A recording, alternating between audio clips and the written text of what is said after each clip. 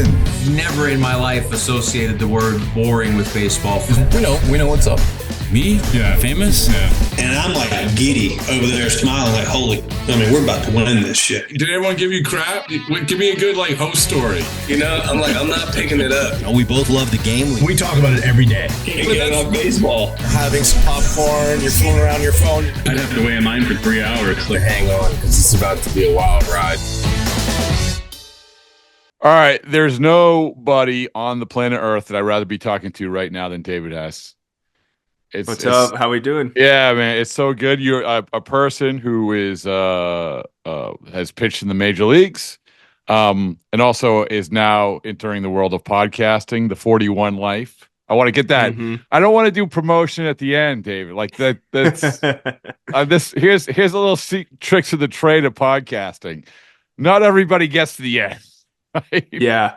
We've quickly figured that out. I started looking at some of the data and stuff. We've gotten enough episodes out now to where we started getting some feedback, and I started realizing, we're loading up the back end with the interaction spiel, kind of to try to, get people to engage with us, and that's what we want. But I realized I needed to put that at the beginning, so you're right on the money with it.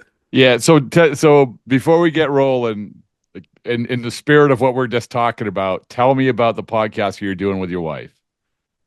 Yeah, so this is something, like you said, it's called The 41 Life, and my wife's awesome. She's been a trooper through everything we've been through, but it was kind of her idea, actually, to start talking about what the last few years have entailed, and so, kind of to keep it in short, like you said, I played in the big leagues for a while and felt like I was kind of at the peak of my career. And we laid out in the first couple episodes how I had just gone from Tampa to Miami and I was playing the best baseball I had. And I just started dropping off majorly. Was short of breath, having health issues that we couldn't really pinpoint. And it turns out that I had a pineapple-sized tumor sitting in my chest. So that was pretty crazy to be playing Major League Baseball with that. And then we found out that it was cancer, and we're kind of walking through our experiences, finding out that news, processing it, laying out, kind of the behind the scenes of the storyline that some people that are even close to us may not know. And it turns out that I have one of, I think, 10 or 15 cases that have ever been documented the way that mine's presented itself, because I had one type of cancer, a germ cell tumor that either mutated or had a component hidden underneath that was angiosarcoma. And so we're just kind of rolling through, like I said, our experience with it, the chaos that's been the last few years. And, quite honestly, I should have died multiple times through the process. And so to be here talking with you today and getting to share our story and just enjoy, talking some baseball, it's a privilege. I mean, it really is. Well, first of all, we are very, very happy you're here. And not even if you weren't here talking, we're just happy that you're here. It's such a powerful story, and we can get into it.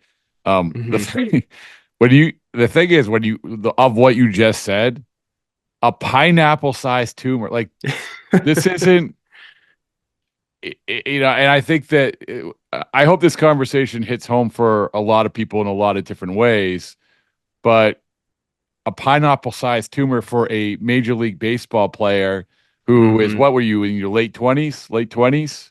Yeah, I was 28 when I got diagnosed. 28, yeah.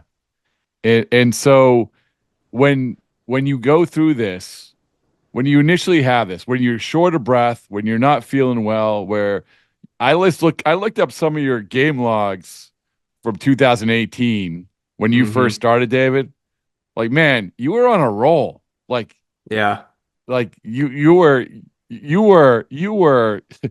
that was a bad team, but you were really good, right? Yeah. Yeah, that was that was a really tough year, I think, in general, as the Orioles organization was going through. But it was really cool to get to come up. I made my debut that year, and got to settle into the starting rotation, and play with some really talented, really good teammates during that time.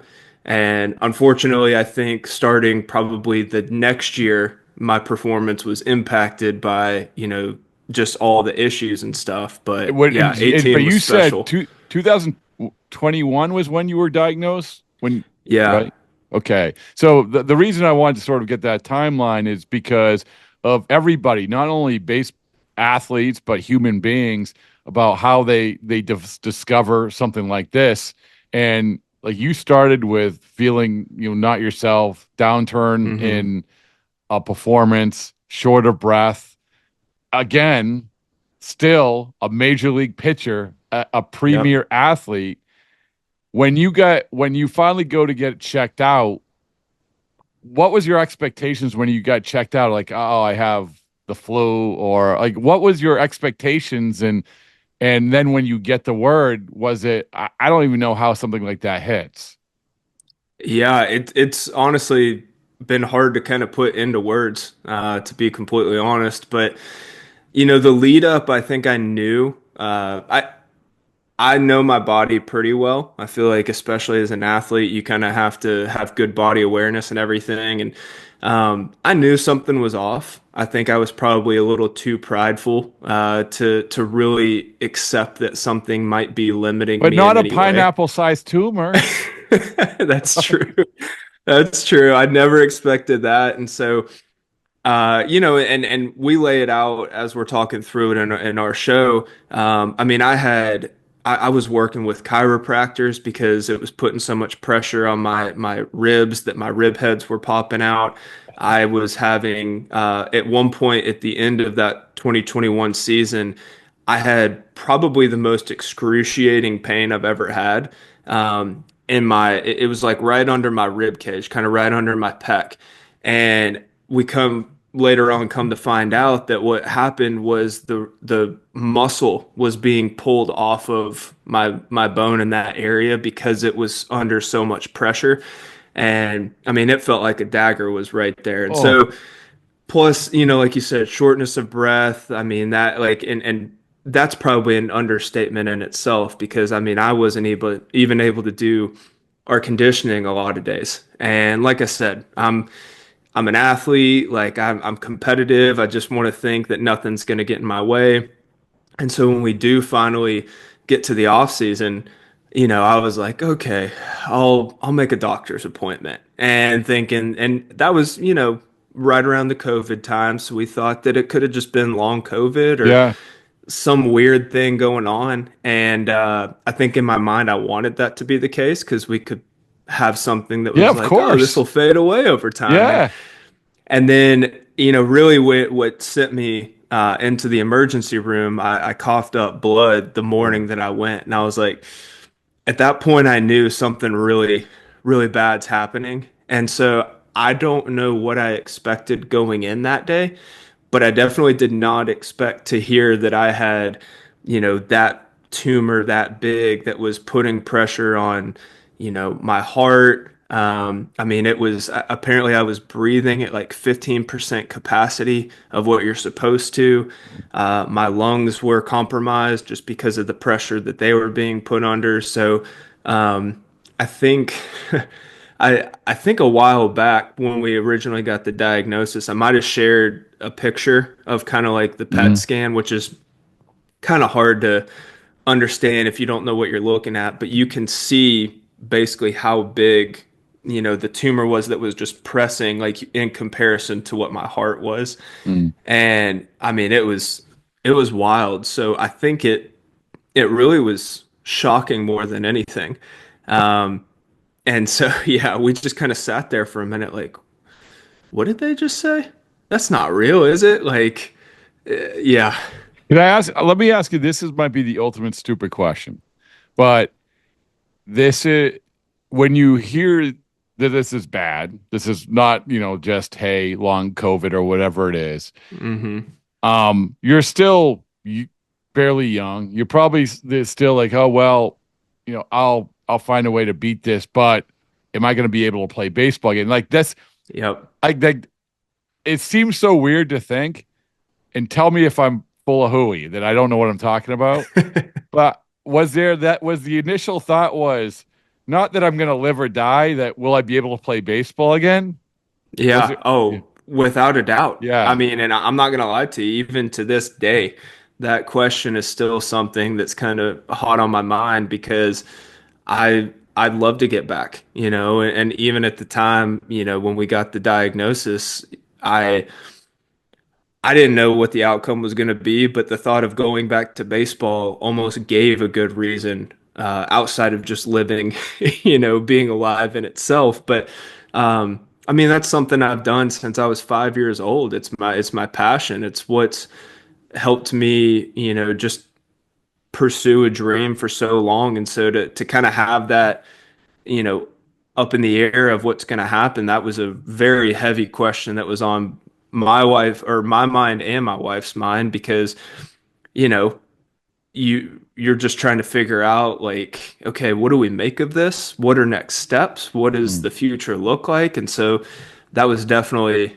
It's so something weird to that, think about, but that's how life works. It's like will I be able to do my job? Well, hmm okay, well, don't worry, worry about after you beat it. So anyway, yeah. you do come out on the other side and talk me through that about, okay, you think that I don't want to say you think you're out of the clear because you're never, I guess, hmm out of the clear, but take me through when you thought that maybe you were out of the clear Yeah. or in the So, clear, sorry. right. So we get through, we find everything out. I got an incredible care team that helped us through everything, and the Rays were awesome through the process. They actually signed me back pretty much when I got to the hospital, or yeah, I guess the actual hospital room that I was in for a little bit. They were like, "Hey, like we're bringing you back next year. You're gonna beat this thing. Like we don't want you to have to worry about, uh, what everything's gonna look like insurance wise. Like just That's awesome. want to That's we want great. to do everything we can, yeah, to help you just go about your business in a way that's going to bring you out on the other side." And so I knew because of that spring training in 2022 was going to be on the table, assuming health wise I was okay for it. And we, go, like I said, go through treatment, kind of come out right about finish up and get some scan results right about the time that I would be leaving for camp. And we're looking good. At that time it was now we went from a pineapple sized tumor in my chest down to like a baseball, maybe a softball. Mhm. And so, the particular cancer I had, it's a germ cell tumor, very responsive to chemo. And it just, in the words of our oncologist, they just melt away like butter with the treatment that I did. And we Oh saw that man. to be true. And, everything was moving according to plan. We were feeling good. And, I get to camp and, like I said, just maybe being a little ambitious or maybe a little too driven. I thought I was just going to be able to pick up right where I left off. And I ended up staying down at extended spring training for a while, which we pretty much knew was going to be the case. But I just could not fully get back to myself at that time. I mean, I'm a guy that normally throws, mid 90s. Like slider was, my best off speed pitch. And I was at that point, I think, throwing like 86 to 88, something in that range. And my slider just was not the put away pitch, the go to pitch that it previously was. And yeah, so I mean, baseball gave me something to look forward to kind of Mm. work towards, to try to get back to. But I realized once I did start to get back into it, like this is going to be quite a heavy road ahead of us that might take longer than I expected it to. Mm. And it returned. Yes. Yeah. Yeah. So we go through 2022 was a tough year. We go through, like I said, I just could not get back to myself dealing with that. I end up getting an opportunity in AAA, and it just didn't. Like I said, performance suffered. Get home, start working out with Tread and Charlotte, and was feeling great. Everything was going really well. My velo after some rest started ticking back up, And we get to the end of the year. I think it was November, December, and it just basically stopped cooperating the way that we thought it should be. And so, now we're a year after diagnosis. We've gone through the initial treatment, and come to find out, it basically wasn't acting the way that they anticipated it to in any way. And so, I ended up having to go through another round of treatment, and that one was pretty rough. Really Not gonna lie. rougher than the first go round. Yeah, yeah. And I don't know. I still don't know to this day if it was just because like it was so close to the first treatment and my body was still a little fatigued, if this treatment itself was just that rough. But either way, I mean, I remember not to sound too morbid, pessimistic, like whatever it is. I mean, I probably the last week I was like, I think death would be easier than this if I'm being Wow. completely honest. Wow. Because I mean, I was exhausted. I couldn't eat. I couldn't drink. I couldn't move. I mean, I like just going to bed, getting up our stairs at night was a challenge. And I had to have help from my wife with pretty much everything on a daily basis. And when was that? And When was that? this was spring of, I guess now it was like the winter of 2022. I Okay. ended up like, I think I started treatment the day after Christmas. Okay, Um, so the spring of 2023, basically, is when it's sort of yeah, like, oh, this is. yeah. And, it ended up one of the drugs that was in that treatment, it sometimes has been known to cause neurological problems. And it just like can get into your brain and make it go haywire, like just all of the chemistry and biology stuff that goes on with it. And so I ended up having a seizure in March of 23. Mm. I think it was March, but it was supposed to be my last day of treatment. Oh, And I woke up that day and I told my wife, like, something's not right. Like, I don't think I can do this today. And, like, like I said, I pride myself in being tough, want to, keep going, push through those hard things. But it just got to the point of, I mean, this is getting me. mm, And it ended up in that. Unfortunately, everything turned out okay. I'm here. I don't have any, my brain's working good. And yeah. it was just from the treatment itself. There was no lingering issues, no underlying issues. And there was a lot of concern at that time. We had a rough few days because we were waiting to see the results and everything from some tests and whatnot to see if the cancer had somehow gotten up into my brain. Mm. And like, fortunately, nothing with that. Um, but with that, they started at that point to kind of look and say, okay, one, you know, why did this treatment do that? And they narrowed it down to the one drug, and they were like, okay, you're never doing that again. We're not messing with that anymore. And that's actually when the biopsy that I had previously had, they started to look at it a little bit more closely and say, okay, like now that we're really diving into this, this isn't the original cancer we thought it was. This is a different type of cancer. Wow. Wow. Wow. Yeah. And so, so what has, I guess, so what has it looked like since then? I appreciate you going through all this, and it's so, as every word that's coming out of your mouth is powerful, to listen to, and powerful, I hope, for everybody to listen to and soak in, because, and I do want to get into how the baseball community aspect of things, and also Absolutely. just lessons that you can pass along. We've talked a little bit like on the side about lessons and life lessons, Hmm. and everyone goes through stuff. But where are you now? Like where have you been over the course of this last year? Yeah. So I'll try to condense this as much. It's been a jam-packed year and a half. since, all that happened and we found out. But once we found out that uh, the new diagnosis was angiosarcoma, first off, that's a lot scarier than a germ cell tumor, Mhm. because you look at, if you were to Google up angiosarcoma, you're not going to find a lot of good stuff about it. And so I think as soon Oh, as that did came you in, do the Google thing? Like, I don't mess with it, but my family made sure to the tell me all Google about thing's it. the worst.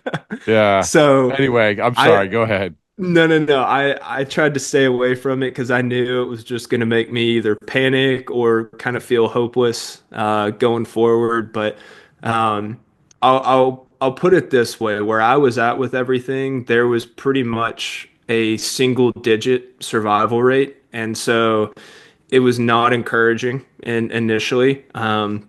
And at this time, I also had started taking I was doing some online classes to start chipping away at finishing up my degree at Clemson. And so I remember when we got this news, I was studying for a physics exam.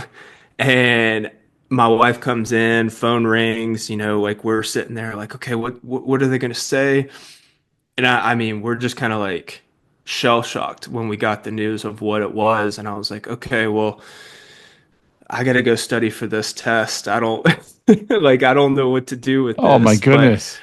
I know it was rough, there for a little bit, sifting through that. And um, you know, through that we formulated a game plan, and that has kind of shifted over time as we've kind of gotten into treatment and everything. But the question at that point was, do we, because I had some spots in my lungs, because angiosarcoma wants to go to your lungs. So the question was, do we focus on the lungs or do we try to stabilize the chest? And if they were going to stabilize the chest, and this is what we were preparing for, I mean, 6 months, the whole protocol was based around let's get things as under control as we can so that I could pretty much have open heart surgery. And the goal of that was obviously to remove, the tumor that was in there and then clear everything else out with more chemo. And that was a very, very risky surgery. We pretty much knew that if I was to do that, it was going to be a 50-50 chance of me even making it off the table. And if I did make it off the table, then I potentially could have, had vocal issues because they were going to have to mess around with my vocal cords a little bit. My diaphragm was potentially going to be compromised, so my heart, was also another thing they were concerned because it was so much connected or pressing on my heart. So, needless to say, we wanted to avoid that. And so we start out and we said, okay, let's go and take the spots out of the lungs. I had a double lung surgery that summer last summer 2023, and then in the fall I started doing, once I had a little time to recover, I did uh, a treatment protocol to hopefully clear everything out, stabilize it, and this is where the story starts to shift in a good way. We've talked Good. All about the right. All heavy right. stuff. Yeah, I had to give the background to get to No, this to no, make it man. make This is sense. it's all powerful stuff. And Yeah, again, like I'm the no the most important sentence that you just said, David, is that this is where the story starts to shift in a good way. So it's exactly, good. Yeah. exactly. So we go through this treatment, and this was much more manageable. I was actually going to campus during this time in the fall every day, taking classes at Clemson, and so I'm doing that. We get to, right around, actually, right about this time last year, because I was supposed to have my surgery the week before Thanksgiving. Um, so so we get to that point and we go in to have the consultation for the surgery, the prep, and he was like, I mean, we don't need to do this anymore. And we were like, what are you talking about? Like, we have been preparing for 6 months for this meeting to go in and do this surgery. And he was like, this scan, he said, your chest is under control now.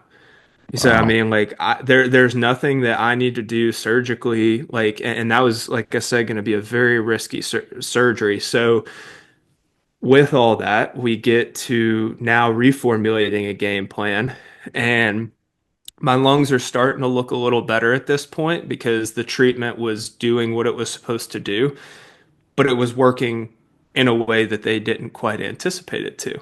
So we get through Christmas time, and roll into everything. Like it's starting to look better. I'm doing radiation to hit some of these spots to try to keep my chest at bay.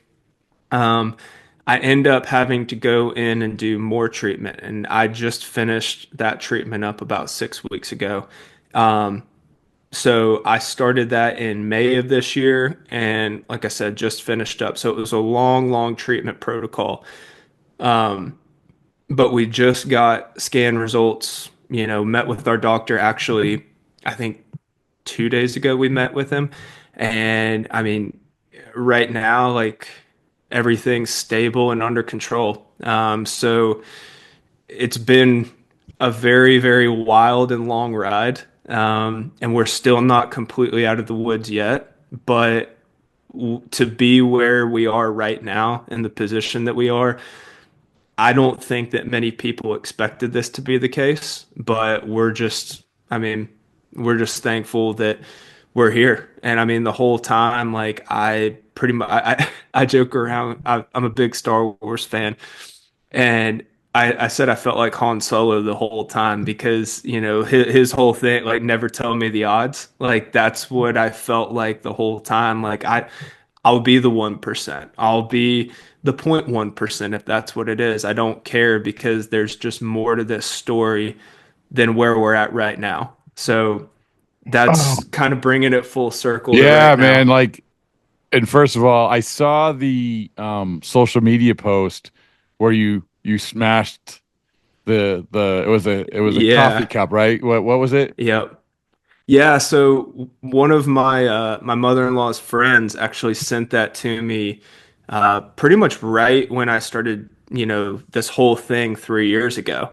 Um, and for some reason, so it said on it, "This is my chemo mug, and when this is done, I'll smash it into 1,000 pieces." And so we just, for some reason, never smashed it. I don't know why. Like it just never quite, I don't know, found the time or something. And so, my wife last week was like, "Okay, we're waiting to get this scan, but we have to break that thing as soon as possible." She said, "I'm not superstitious, but I am a little stitious," from the Yeah. Michael Scott quote from The Yeah, Office. of And so, course. we did that last weekend, and it was I think a pretty good symbolic thing of hopefully what's to come. There was, and that's the thing is that the moments are getting good results. That's the top of the mountain. But still, Yeah. it must be a little bit of a cathartic moment to be able to smash a mug, you Oh, know? no doubt. No doubt. I was watching the video too. Like it's, we did it in a trash can, and my biggest concern was kind of making it in the trash can. I was like, I don't want this thing to smash into pieces and go all through our yard. So, Yeah, yeah. it was, that was the big concern. But it was, like you said, it really was a cathartic moment for us. And I feel like we all came back inside and we were just like, wow, okay, on to the next thing. Like that, we're done with that. Well, like you said, I mean, I don't even know where to start in terms of how grateful I am for you to share that story, but also that you're doing so well. And I do want to sort of spin it to what we were talking about before, the baseball community. Hmm. And we get so wrapped up right now. We're wrapped up into where Juan Soto's going to sign. Um, Oh yeah, it's a big team question. team construction, your Orioles team. Like this is one of the things I want to go back to the Orioles real quick. Yeah. Who did I say this to? I said, oh, you know who I said it to? I said it to Andrew Benintendi. Hmm. There's this iconic photo of Andrew Benintendi of reaching out. I think it was the last game of the year, reaching out in front of the scoreboard, making this catch, or maybe Hmm. it's in the playoffs. and it was the standings are there. Red Sox 108 wins. Orioles were like 48, right? Yep. I mean, Yep. that was 2018, the year that we just thought we have already documented that you came up, you were so good, but it was such a bad team, 48 wins, and then like you spin it Hmm. forward, and it's like one of the best. Like that must be weird. This is again baseball talk, but what that must have been weird for you to think, oh my goodness, how did Oh that yeah. happen? I wanted to be on. I want to be on that team. Well, and the cool thing with it was I got to kind of see uh, a little bit of that transition, I guess. Yeah. Like I got to see Adley drafted and Oh, Gunnar Cedric Mullins was drafted. the other guy I was talking to about it. Yep. I'm sorry. Go ahead. Cedric. No, Yeah. no, no. Yeah, I mean, I was, Cedric's still there, and he's been a key part of this whole rebuilding aspect that's going on. And Anthony Santander, Yeah. Yeah. whatever the proper pronunciation Yeah. is. I mean, seeing some of those guys, and one of my good buddies, John Means, we were talking about this, probably just last week as well. Like, it's a whole different clubhouse. It's a whole different team and environment and the way that everything's operating. I mean, he said I wouldn't, believe how far they've come in the last couple of years behind the scenes. And I mean, you know it as well as I do. That makes a huge difference on the field. So there were a lot of aspects that I saw changing from, 18 to 20 when I was there. And to see where they're at now, it's not surprising because I mean they had super talented guys coming up the pipeline, and everybody knew that as soon as Adley and Gunner and Cowser was there, I think like right at the back end of my time, and Grayson Rodriguez. I mean, like you see all these guys, and you're like, I mean, unless all of them just completely flop, they're going to be a force. And that's pretty much where they're at right now. And so I think the big question is what's going to be the next step that they take. Now they're consistently in the mix to win the AL East, and they're getting into the playoffs. And now what's that missing piece, or what's the addition that needs to happen to make that playoff run? So I don't know the answer to it necessarily, but I'm sure that No, they're trying to put it together right now and evaluating a whole lot of stuff. but it's such good perspective for someone like you said. It's even under the hood stuff that like the organization evolves, and then Hmm. boom, next thing you know, they're signing Corbin Burns, and obviously like Oh yeah. that was the next step. But I want to come back to you rattle off some names, and this is the great thing about baseball is like you said, oh my good buddy John Means or these guys that I played with, and that goes to Tampa, and that goes to Miami, and Hmm. throughout this process, and not people who don't even know you, it was when you were going through your struggles, the baseball community can be such a powerful thing. And I don't Hmm. know if you felt, I don't know how much you felt that, right? Like, and how much it meant. And I know that the obvious questions, oh, felt it. And of course it meant a lot, but still, there is probably an element of like, dude, I just gotta worry. I appreciate it, but I gotta do my, like, I gotta worry about. So how much did that actually mean? I mean, simply put, it means a ton. I mean, I'm a person very much that cares about other people before myself, and the hardest part of all of this was to see how many people were being impacted and affected by the difficulties that I was going through. And it's almost like counterintuitive to think about the more you hear from people and the more that you kind of hear, we're not concerned about ourselves. We want to be here for you. We want to help you however we can.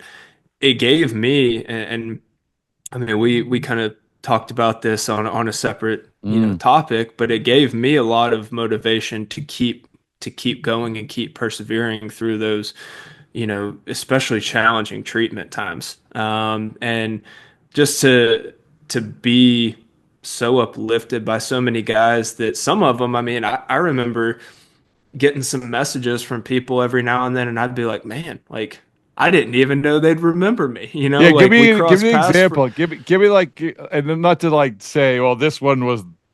I'm going to power rank the messages, but give me an example of like, wow, that was something. well, so I think probably the biggest moment with that was actually was from Buck Showalter. It was from my manager for a couple of years, or really just 18 with Baltimore. Me and my wife, like I think we went to eat at her parents' house or something, and we were driving home, and my phone rings. And this is kind of like, a little bit in the thick of treatment. Like we've started at this point. And she was like, "Who is it?" I was like, "It's Buck." She was like, "Buck Showalter? Like, why is he calling you?" I was like, "I don't know." And so I answered, and he was just like, "Hey, like, I've been keeping up with everything. Like, I just want to let you know that, I'm here for you however I can be." And, we just kind of talked for a few minutes, and it was one of those moments, like you said, and in 18 being a rookie, like there was I mean, that team was so loaded with star power. I mean, there was Manny, Gossman, Bundy, Adam Jones. I mean, we had like, I mean, Wieters was there at the time. Like there were so many guys that I got to know pretty well, but I, for some reason, I guess I kind of thought the manager was more concerned with them than the rookie that's coming up on his team. Um, and so, hearing from a lot of those veteran guys, but especially Buck being that example. I mean, another guy that I've heard from quite a bit, and has been really encouraging and helpful through everything is Adam Jones. Mm-hmm. I mean, he was one of the better teammates that I had in my career up to this point. Hopefully, we're not done yet. Yeah. But I mean, he's just such an awesome dude to take some time just to reach out and check in. And I know he's got a million things going on, as do all the other guys that I've heard from with training and the events that they have going on, and then just their own personal lives. So for them to take a little bit of time out and just kind of say, hey, like I'm thinking about you or with you or praying for you, whatever it may be, it's hard to really even express properly or put into the right words like how far that goes and how much that can help somebody just keep persevering. I appreciate that. And one of we had talked about drawing on different people drawing on you, you drawing on them. A couple Mhm. guys, Daniel Bard, who, obviously we both talked to, and Mhm. you said talk about how you drew on his experiences, which wasn't cancer related. It was something completely Mhm. else, but it was an obstacle in life.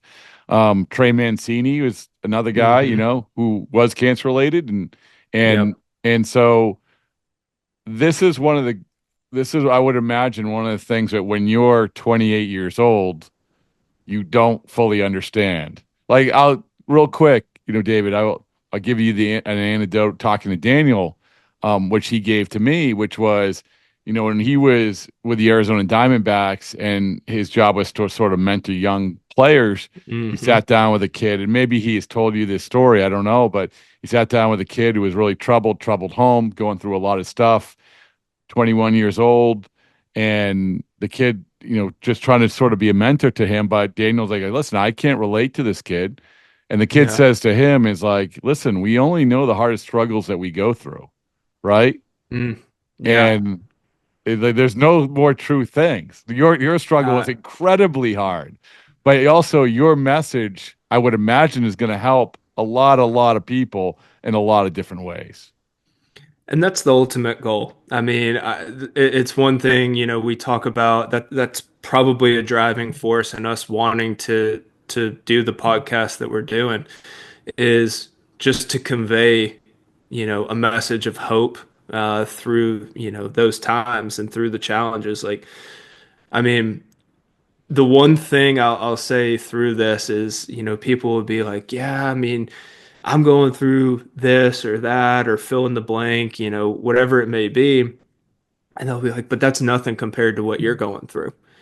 And, you know, maybe that's true, maybe it's not, but I always respond to that with, but it feels that way to you. You know what I mean? Like you said, we only know the struggles we've been through. So I don't want people to have these problems. I really don't. I don't want anybody to have to experience that. But the feelings that, I've felt through this are probably similar in a lot of ways to people dealing with their struggles and their difficulties. And so if we can, through the platform and the opportunities that we get to share that message of encouragement and hope and, pushing through those difficult times, then I mean, we'd be silly not to use that, and that's comparing challenges. Like to me, it's apples and oranges. Like the people that are out there that struggle with anxiety or depression, like that's not cancer. But I know some people that personally that go through it, and I can tell you that they have some days that are just as rough, if not rougher, than my worst day. And so to compare is tricky. But I think you put it really well. Like we only know the struggles we've been through, but those are a lot more similar, I think, than we probably realize.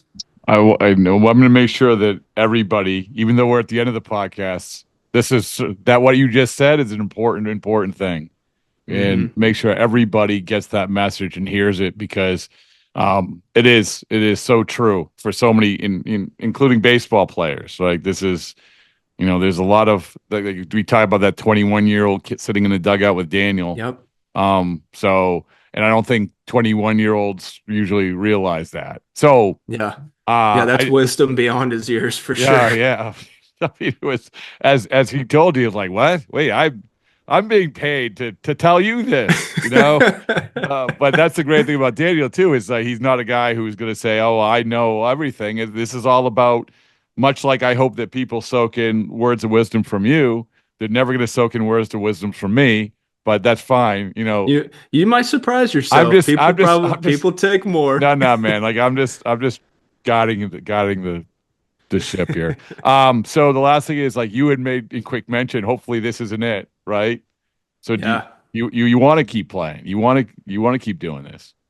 I would love nothing more than that. I mean, there's a lot of routes that we could go down right now, I think, in terms of future and career and all that stuff. But I mean, if it's all dependent on health for me. I've told like I said, I had a meeting with my oncologist a couple days ago, and I mean, I told him, I said, next summer we're going to be back on a mound and we're going to be doing it. And whether that's true or not is going to probably depend a whole lot on what these reports come back from the scans in the next few months.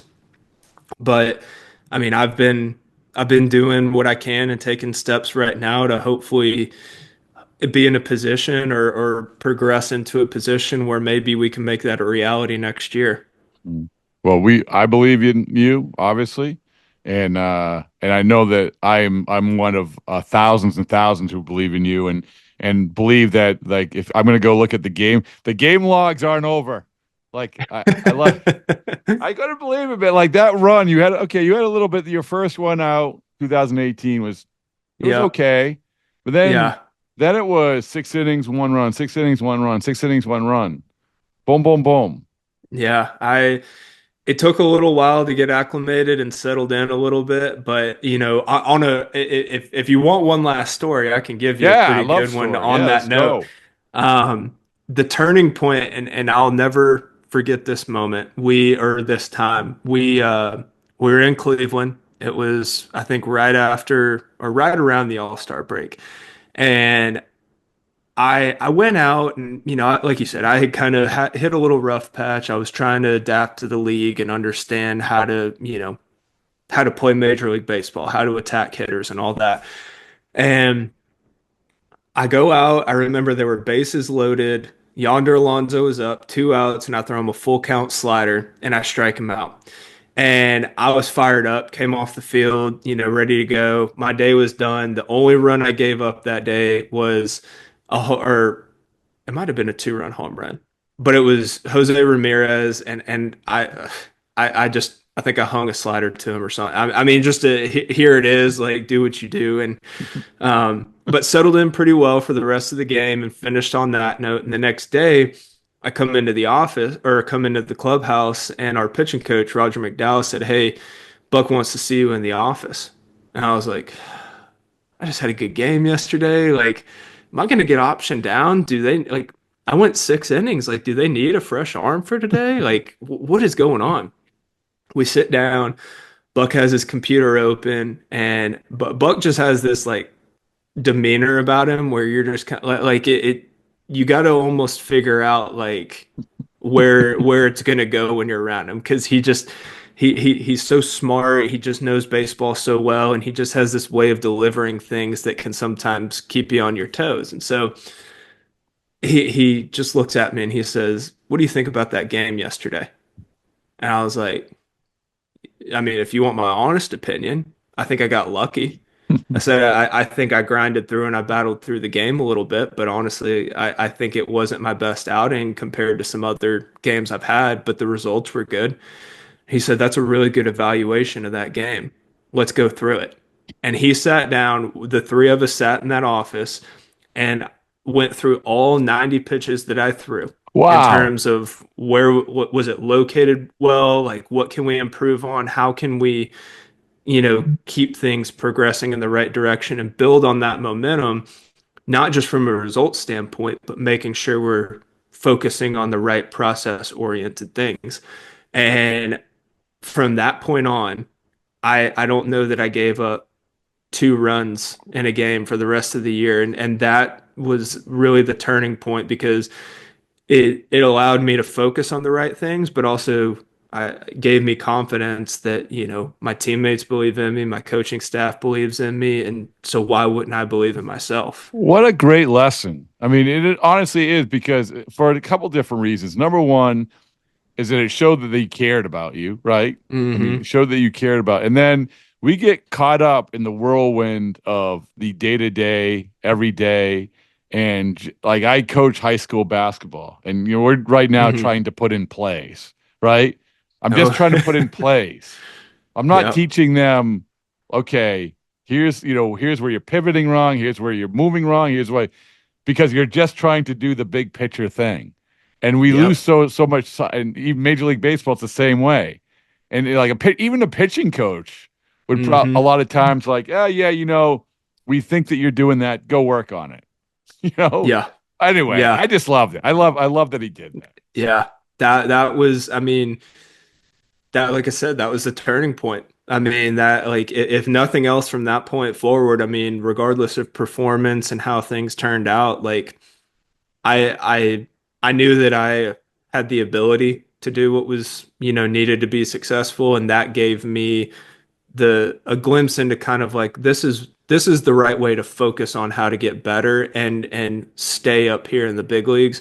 And unfortunately, like we laid out, there were some other things that kind of came into play, but I would really love to, circling back to the future, I would really love to be able to pair the physical ability, everything feeling good, being healthy, with that mindset and everything I've learned over these last few years. I'd love to put that together and just be able to see, what we could do with it. I mean, and that's where we've talked about, with Bardo, like he's got an incredible story. He made that comeback, like, and I mean, I talk to him frequently, like we're good friends. And so to see directly that not only can it be done, I've seen it be done right in front of me, why not try for it?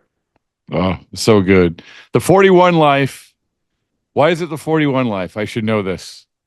Yeah, well, so we are people of faith. And so 41 was kind of, if you look in like the Old Testament of the Bible, a lot of the difficult time periods or stretches, it's 40 days in the desert, 40 years in the wilderness. And so and also 41 was my number, so it pairs with this pretty nicely. 41 is overcoming and getting out of the difficult season and into the better seasons of life. Getting you just into gave me promised land. Basketball practice. Thank you. God, the school I coach is a small Christian school. So I like, thank you. Yeah, thank you. It's like, wow. That's it. I'm ready to go. All right. Well, all right. David, I appreciate everything, everybody, and I make sure that everybody is will continue the conversation, and that includes obviously going to your podcast, which is part of our world of communication now.